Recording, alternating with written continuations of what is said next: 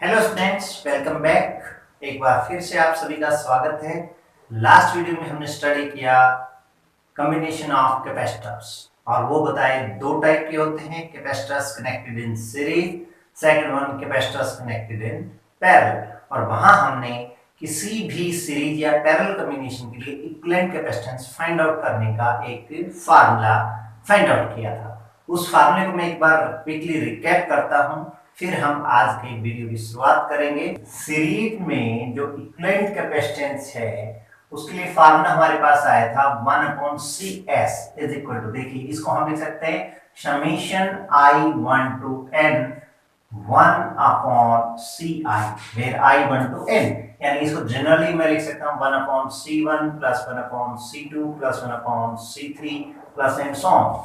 यानी कि ये सीरीज के लिए इक्विवेलेंट कैपेसिटेंस का रेसिप्रोकल आता है जब इंडिविजुअल कैपेसिटेंस को रेसिप्रोकल करके हम ऐड करेंगे।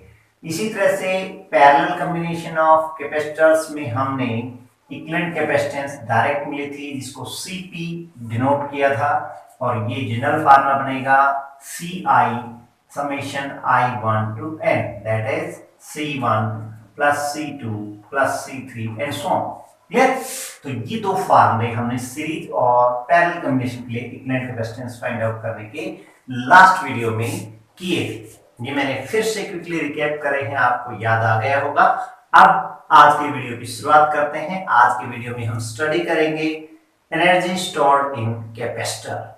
ठीक है, कोई कैपेसिटर है उसके अंदर कितनी एनर्जी स्टोर होगी, और उसी तरह से फिर सीरीज में जुड़े हुए कैपेसिटर्स के लिए और पैरेलल में जुड़े हुए कैपेसिटर्स के लिए कितनी एनर्जी स्टोर होगी, ये सब इस वीडियो में हम स्टडी करेंगे। तो चलिए आज के वीडियो की शुरुआत करते हैं। Energy stored in capacitor.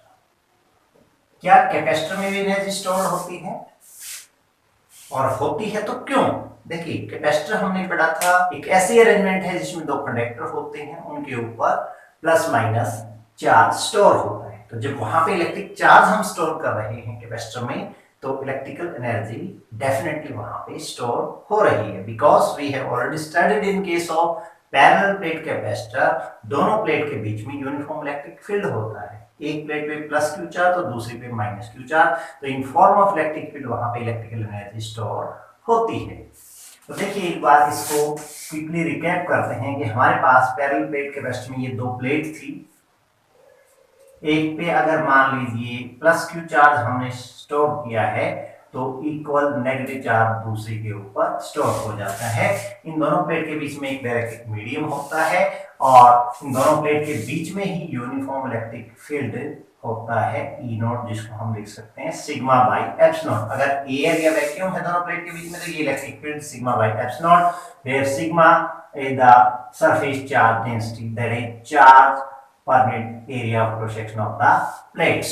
इसी तरह से जब इलेक्ट्रिक फील्ड है तो दोनों प्लेट के बीच में पोटेंशियल डिफरेंस भी होगा, और वो पोटेंशियल डिफरेंस हम इन टर्म्स ऑफ इलेक्ट्रिक फील्ड कैसे लिखेंगे? यही इलेक्ट्रिक फील्ड लिखा जा सकता है potential difference between plates upon separation between the plates. दोनों प्लेट के बीच की सेपरेशन d थी, दोनों प्लेट्स का एरिया जो है वो a था। ठीक है, तो यहां से पोटेंशियल आ जाएगा V is equal to E nought into D. तो ये तो बातें हुई पीछे से ही जो हमने पैरेलल प्लेट कैपेसिटर पढ़ा। अब पढ़ेंगे एनर्जी स्टोर्ड इन कैपेसिटर। तो मान लीजिए इनिशियली इसकी प्लेट्स पे कोई चार्ज नहीं था। Initially both plates of the capacitor are uncharged. ठीक है, और हमने उनकी चार्जिंग स्टार्ट करी। किसी स्टेज पे धीरे धीरे चार्ज हो रहा है, 0 से Q1 Q2 up to maximum वो प्लस Q चार्ज स्टोर कर सकता है। तो at any stage, at any time during charging, let Q be the charge on the plates of the capacitor। Clear? जब t टाइम पे कोई charge Q आ गया है, एक पे प्लस Q दूसरे पे माइनस Q, तो दोनों प्लेट के बीच में पोटेंशियल डिफरेंस होगा। Therefore, potential difference between the plates कितना होगा वो, V is equal to Q by C। ये जनरल फार्मूला हमने पढ़ा हुआ है, potential difference charge on the plates of the capacitor divided by its capacity और कैपेसिटेंस। ठीक है, जहां पे C क्या है, कैपेसिटी, या इसको क्या बोलेंगे हम, capacitance of the capacitor. Clear. तो इतना पोटेंशियल होगा उस टी टाइम पे जब चार्ज स्टोर होता है स्मॉल क्यू। ठीक है, धीरे धीरे चार्ज और स्टोर करते गए। तो अब जब ये पोटेंशियल है इस क्यू चार्ज स्टोर होने के बाद दोनों प्लेट के बीच में, तो अब क्यू से आगे थोड़ा सा और चार्ज दे रही है, तो यहाँ इलेक्ट्रिक फील्ड है और एनर्जी स्टोर हो रही है। तो हमें जो है फर्दर चार्ज स्टोर करने में कुछ एक्सटर्नल वर्क डन करना पड़ रहा है, यानी कि जो सोर्स ऑफ एनर्जी जोड़ रखा है इस कैपेसिटर से जिस चीज की चार्जिंग हो रही है, उस सोर्स को कुछ वर्क डन करना पड़ता है to store further charge on the plates of the capacitor. तो मान लीजिए वो कितना वर्क डन है, let dw is the small amount of work done in storing small charge dq further। ठीक है, q से आगे थोड़ा सा dq चार्ज और देने में उस सोर्स ऑफ एनर्जी को वर्कडन करना पड़ता है dw। तो यही वर्कडन लिखा जा सकता है then dw is equal to, अब यहाँ दोनों प्लेट के बीच में पोटेंशियल इतना था, और जब पोटेंशियल हो वहां इलेक्ट्रिक फील्ड है, तो वहां वर्कडन हम कैसे लिख सकते हैं, पोटेंशियल इनटू चार्ज। ये भी हम जनरल फार्मूला प्रीवियस वीडियोस में, प्रीवियस चैप्टर में पढ़ चुके हैं। तो यहाँ पे पोटेंशियल है V और चार्ज कितना दे रहे हैं फर्दर, dq। V की वैल्यू ये ऊपर से मैंने पुट कर दी जो है Q अपॉन C, ठीक है, इनटू dq। ये स्मॉल वर्क डन करना पड़ रहा है उस एक्सटर्नल सोर्स को। क्लियर। अब हमें टोटल चार्ज कितना देना है, कैपिटल Q तक इसको स्टोर करवाना है चार्ज, तो टोटल वर्क डन निकाल देंगे। Therefore total work done in storing the charge capital Q on the plates of the capacitor. ठीक है, प्लस माइनस Q कह सकते हैं। तो वो टोटल वर्क डन क्या आ जाएगा, इस स्मॉल वर्क डन का इंटीग्रेशन, ठीक है, जो हमारा आया है Q upon C into dq। तो इसका इंटीग्रेशन करेंगे। वेरिएबल क्या है, चार्ज Q, जो इनिशियली हमने अनचार्ज माना था तो ये 0 था, और कहां तक जा सकता है वो चार्ज, कैपिटल Q तक। ये इंटीग्रेशन कैलकुलेट करके टोटल वर्क डन आएगा। देखिए यहां से 1 अपॉन C कांस्टेंट इंटीग्रेशन से बाहर, इंटीग्रेशन Q इनटू dq, यानी कि Q का integration with respect to Q रहेगा, Q इज इक्वल टू 0 से Q is equal to capital Q, ये लिमिट रहेगी। तो 1 अपॉन C, Q का integration Q square upon 2, limit लगाएंगे Q is equal to 0 to Q is equal to capital Q। 1 upon C बाहर है, ये देखिए अपॉन में 2 है, Q की जगह अपर लिमिट यानी कि कैपिटल Q, स्क्वायर था स्क्वायर करेंगे, माइनस में Q की जगह लोअर लिमिट यानी कि 0, 0 का स्क्वायर 0 रहेगा। तो यहाँ से Q स्क्वायर अपॉन 2 रहेगा ब्रैकेट में, और 1 अपॉन C बाहर है, तो मेरे पास टोटल वर्क डन कितना आ जाएगा, Q square upon 2C। Therefore total work done comes out to be Q square upon 2C। ये वर्क डन आ जाएगा यहाँ से, देखिए Q square upon 2C, and this work done is in form of electrical potential energy in between the plates of the capacitor, because there is electric field in between the plates. So this work done stored in form of electric potential energy in between the plates of the capacitor. So U is equal to W। Electric potential energy को U से हम denote करेंगे जो work done के बराबर है, और work done हमारा आया है Q square upon 2C। This is the expression for electrical energy stored in the capacitor। बिल्कुल इजी। इसी के दो फॉर्म और देखते हैं हम। ये हमारे पास energy stored I Q square upon 2C, and as we know Q is equal to VC। लिखा जा सकता है जब दोनों प्लेट्स के बीच में पोटेंशियल V है, C कैपेसिटेंस है, तो ये Q is equal to V to C। अगर Q की वैल्यू यहाँ मैं पुट करता हूँ तो V स्क्वायर C स्क्वायर, एक ये C की पावर कट जाएगी, तो यहाँ से मेरे पास बचेगा half C V square. Clear? ठीक है। और इसी सी वी स्क्वेयर को, ये जो दूसरा फॉर्म आ गई एनर्जी के लिए, एक दूसरा फार्मूला, पहला तो ये हो गया क्यू स्क्वेयर अपॉन 2सी, फिर potential energy is equal to half C V square. इसमें क्या किया मैंने, Q is equal to V C put कर दिया, तो V का स्क्वायर C का स्क्वायर, एक C से कट के ये C बच गया हाफ सी वी स्क्वायर। अब इसी सी वी स्क्वायर में CV की जगह क्या रख दूंगा भाई, C इंटू बी की जगह Q, यानी कि इस हाफ सी वी स्क्वायर को मैं लिख सकता हूं 1/2 into C V into B, और ये सी वी क्या हो गया है, ये Q हो गया है, तो यही फॉर्मूला बन जाएगा Q into V into half. तो ये तीन फॉर्म मेरे पास आ गई हैं एनर्जी स्टोर्ड इन कैपेसिटर, और वो तीन फॉर्म है half Q square upon C, half C square और half Q into V, where Q is the charge on the plates of the capacitor is in coulomb, V is the electric potential between the plates of capacitor is in volt, and C is the capacity or capacitance of the capacitor, which is Q coulomb में, V potential electric potential volt में, और C capacitance SI unit farad, and U is in joule, because this is equal to work done in storing the charge on the plates of the capacitor। तो एक single capacitor के ऊपर कितनी energy store होती है वो find out करी है। अगर एक से ज्यादा यही कैपेसिटर सीरीज में, अलग अलग कैपेसिटेंस के हो सकते हैं, उनको सीरीज कॉम्बिनेशन में कनेक्ट किया गया हो, तब वहां उस कॉम्बिनेशन की टोटल एनर्जी कितनी रहेगी, या उन n कैपेसिटर्स को पैरेलल कॉम्बिनेशन में कनेक्ट किया गया तो उस पैरेलल कॉम्बिनेशन की टोटल पोटेंशियल एनर्जी कितनी होगी, वो हम फाइंड आउट कर देते हैं। ये तीन फॉर्मूले एनर्जी स्टोर्ड इन कैपेसिटर हमने अभी फाइंड आउट किए। इन पॉइंट नोट करें, इंपॉर्टेंट पॉइंट ये है, जो इस कैपेसिटर को चार्ज करने में बैटरी ने जो एनर्जी स्पेंड करी है, ठीक है, वो कितनी होगी, energy spent by the battery in charging the capacitor, जिसपे Q चार्ज स्टोर हुआ और V पोटेंशियल डिफरेंस था। तो ये बैटरी ने जितना एनर्जी स्पेंड करी वो है Q इंटू V, ठीक है। और एनर्जी स्टोर्ड इन कैपेसिटर जो आई है चार्ज और पोटेंशियल की टर्म में, वो है हाफ Q इंटू V, ठीक है। एनर्जी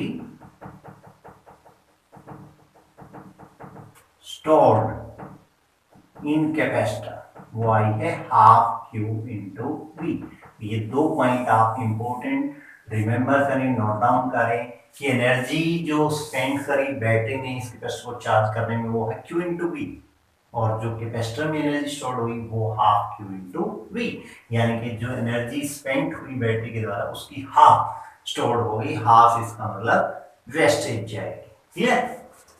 अब देखिए total energy stored in combination of capacitor, और कॉम्बिनेशन ऑफ कैपेसिटर हमने दो टाइप के, सीरीज और पैरेलल पढ़े हुए हैं। तो देखिए इन सीरीज पहले हम निकालते हैं total energy stored in series combination, ठीक है, in series combination of the capacitors.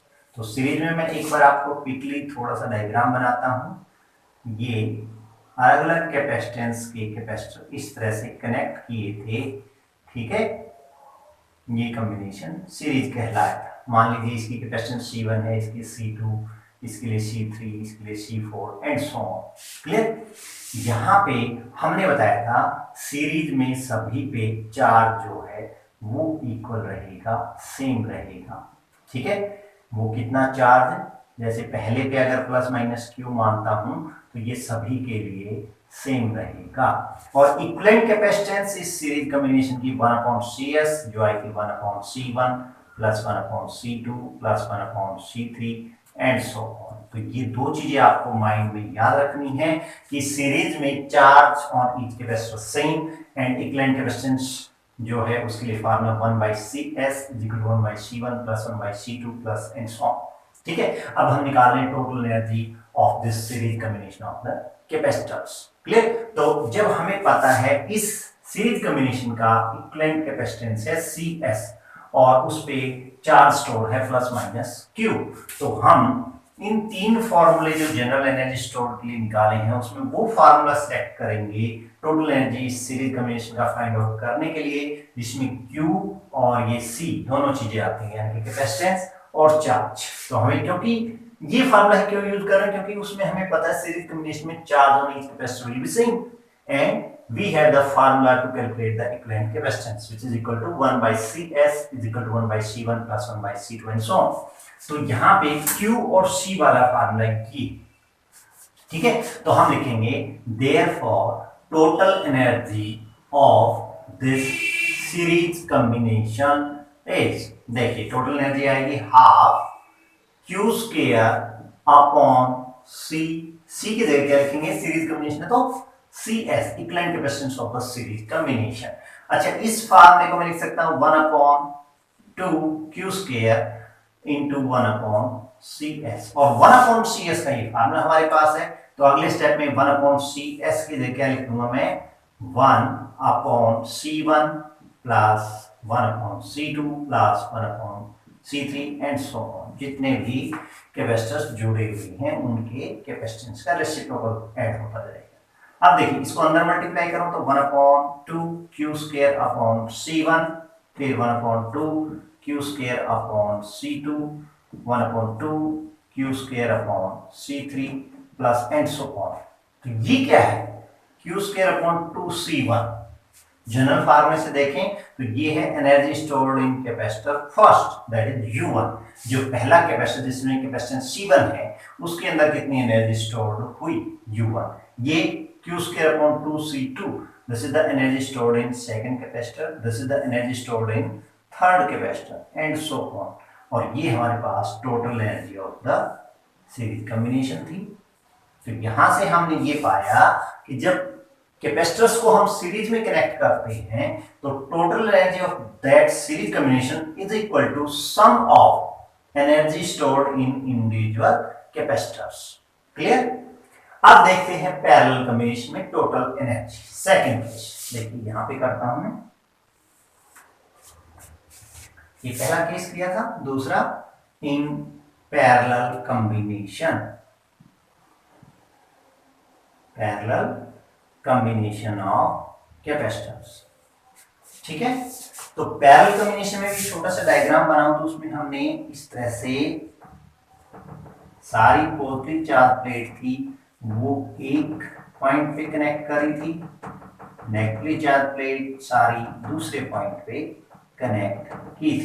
ठीक है, इस तरह से ये पैरेलल कॉम्बिनेशन। तो अब पैरेलल कॉम्बिनेशन पे जाएं तो हमें पता है पैरेलल कॉम्बिनेशन में पोटेंशियल सभी कैपेसिटर्स के अक्रॉस क्या था, सेम था, इक्वल था, जो अप्लाइड पोटेंशियल के बराबर था। और equivalent capacitance of parallel combination Cp वो आई थी C1 plus C2 plus C3 plus and so on. मान लीजिए ये कैपेसिटेंस, इसकी कैपेसिटेंस C1 है, ये दूसरा C2 कैपेसिटेंस का, तीसरा C3 कैपेसिटेंस का। क्लियर?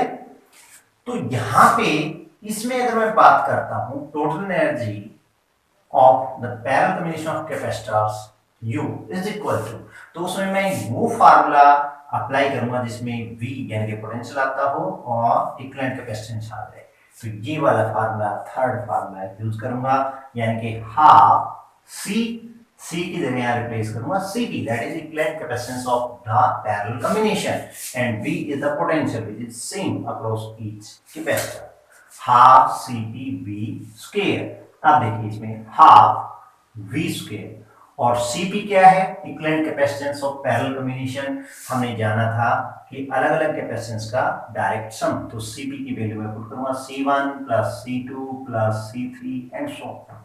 जब इसको अंदर मल्टीप्लाई करूंगा तो ये हाफ C1 V स्क्वायर, फिर half C2 V square plus half C3 V square plus and so on. तो ये देखिए एक टर्म को अगर मैं बात कर रहा हूं तो ये क्या है, हाफ C1 V स्क्वायर। पहले कैपेसिटर जिसकी कैपेसिटेंस C1 है उसके अक्रॉस पोटेंशियल V था, तो half C1 V square, half C1 V square, ये क्या बन जाएगा, energy stored in capacitor first. इसी तरह से ये बन जाएगी energy stored in capacitor second and energy stored in capacitor third and so on. This is the total energy of parallel combination of the capacitors. तो यहाँ पे सीरीज कॉम्बिनेशन में टोटल एनर्जी और पैरेलल कॉम्बिनेशन में total energy को अगर मैं compare करता हूं तो कोई डिफरेंस नहीं, सेम फॉर्म है U1 plus U2 plus U3, series में भी टोटल एनर्जी ये है, पैरेलल में भी U is equal to U1 plus U2 plus U3।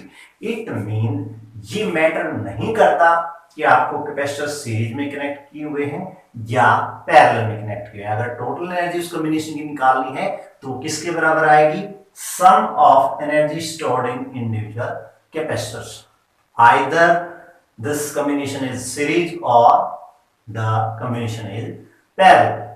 Clear? तो बिल्कुल सिंपल आसान एक कंसेप्ट था। ये दो important point, energy stored in capacitor के लिए तीन फॉर्म है, फार्मूला ये आपको याद रखना है। क्लियर? अब एक छोटा सा कंसेप्ट और है, energy density of the capacitor, वो भी डिस्कस कर लेते हैं। Energy density of a parallel plate capacitor. अब मैंने ये प्लस वन में जो पुराने स्टूडेंट्स हैं उनको पता होगा, मैंने बताया था जिस वर्ड के पीछे डेंसिटी लग जाए इट मीन दैट क्वांटिटी पर नेट वॉल्यूम। तो यहाँ पे energy density means energy stored in parallel plate capacitor पर net volume of the capacitor, वो हो जाएगी उसकी एनर्जी डेंसिटी। और energy stored in parallel plate capacitor हमने ये तीन जनरल फार्मूले अभी फाइंड आउट किए हैं। ठीक है, तो देखिए शुरू करते हैं। ये पैरेलल प्लेट कैपेसिटर मैंने दिखा रखा है, एक प्लेट पे प्लस क्यू चार्ज, दूसरी पे माइनस क्यू चार्ज, दोनों प्लेट्स का एरिया ए, दोनों के बीच की सेपरेशन डी, दोनों प्लेट के बीच में डाइलेक्ट्रिक मीडियम है, उस मीडियम में electric field uniform E not equal to sigma by epsilon, जहां पे sigma charge per unit area of the plates, दोनों प्लेट्स के बीच में पोटेंशियल डिफरेंस भी होता है, उसको इलेक्ट्रिक फील्ड की फॉर्मूला लिखना चाहें तो ये लिख सकते हैं। तो देखिए आप निकालते हैं, तो सबसे पहले तो यही लिख देंगे एनर्जी डेंसिटी है क्या। एनर्जी डेंसिटी को हम स्मॉल यू से डिनोट करते हैं, और ये हम पढ़ चुके हैं कि कैपेसिटर में जो एनर्जी स्टोर होती है वो in form of electric field store होती है। कहाँ स्टोर होती है? दोनों प्लेट के बीच में जो डाइलेक्ट्रिक मीडियम है वहां, उस डाइलेक्ट्रिक मीडियम में, क्योंकि वहीं तो इलेक्ट्रिक फील्ड होता है, uniform electric field sigma by epsilon. Clear? तो ये energy density in form of electric field है, इलेक्ट्रिकल एनर्जी इसको कह रहे हैं हम। तो एनर्जी डेंसिटी सिंबल हमने रखा स्मॉल यू ऑफ ई, जो होगा energy stored of the capacitor divided by its volume. ठीक है, energy of the capacitor divided by volume of the capacitor. अब एनर्जी स्टोर्ड अभी फार्मूला फाइंड आउट किया था, और ये तीन फार्मूले q स्क्वायर अपॉन 2c या हाफ q इनटू v या हाफ cv स्क्वायर।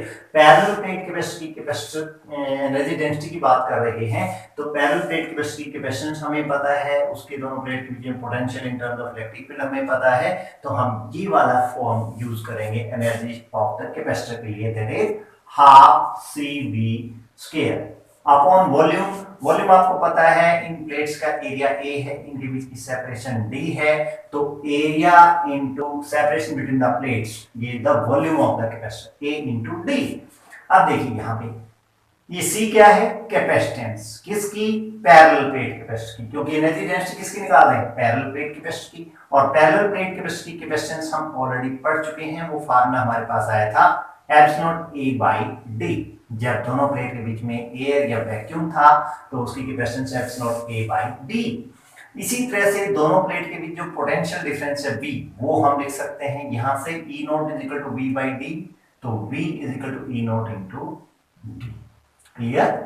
यहाँ पे E not uniform electric field in between the plates of capacitor and D is the separation between the plates. ये C और V की value मैं यहाँ put करूंगा, तो मेरे पास एनर्जी डेंसिटी आ जाएगी इस पैरेलल प्लेट कैपेसिटर के लिए हाफ C की वैल्यू मैंने रख दिया एप्सिलॉन A बाय D, ये C की value into V square, B की जगह मैंने रख दिया E नॉट इनटू D, और स्क्वायर किया तो E नॉट का स्क्वायर D का स्क्वायर। ठीक है, और इसके सारे के अपॉन में था A इनटू D।